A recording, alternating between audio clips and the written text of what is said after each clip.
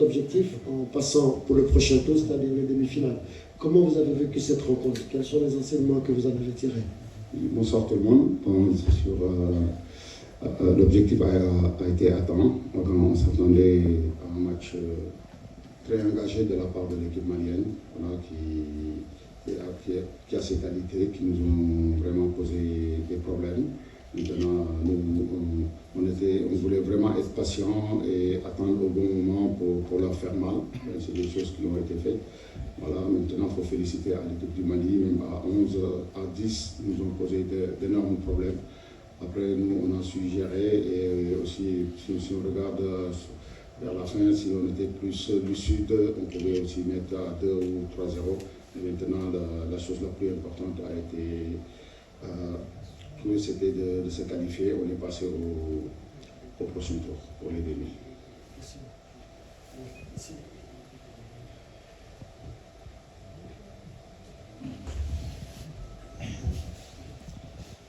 Bonsoir et félicitations pour cette qualification. Bonne chance pour la suite. Coach, vous l'avez mentionné tantôt, le manque de lucidité devant les buts. Y a-t-il des regrets sur ces occasions manquées ou des choix de jeu? Oui, bonsoir. Je regrette, non, parce qu'on passe quand même. C'est sûr, c'est quelque chose à corriger le plus rapidement, parce que quand même, les occasions, plus le tournant va de l'avant, plus sont difficiles à se les créer. Donc je pense que, voilà, et ils sont conscients. Maintenant, il faut les laisser, il faut les féliciter, il faut vraiment être en demi. Maintenant, l'objectif reste encore d'aller jusqu'au bout.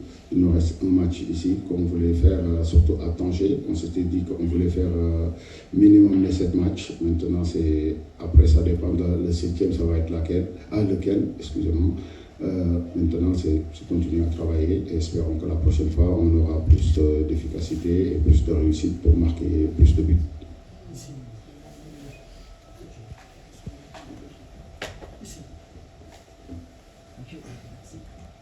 Oui, bonsoir coach, je suis Daniel. Alors, on l'avait noté, que Peterson en fait était, à mon avis, le premier choix de l'entraîneur que vous êtes en tant qu'attaquant de pointe. Alors là, lors du dernier match, on l'a vu sortir et avoir un petit peu un comportement peut-être qui n'était pas le mieux. Pour ce match-ci, on ne l'a pas vu. Et qu'est-ce qui a poussé à prendre cette décision finalement de ne pas mettre dans ce match-là Nicolas Jackson? Qu'est-ce qui se passe exactement avec lui?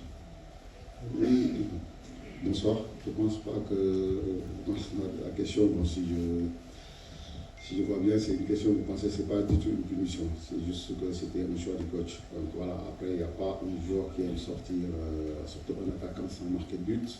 Il était déçu. Je le comprends, j'étais attaquant, donc parfois ça peut nous arriver. Mais il est là, il est dans un bon état d'esprit. Jackson, on connaît, on sait que voilà, c'est quelqu'un qui peut nous servir dans l'avenir. Il est là. Et je pense qu'il pourra nous faire gagner peut-être les matchs qui arrivent.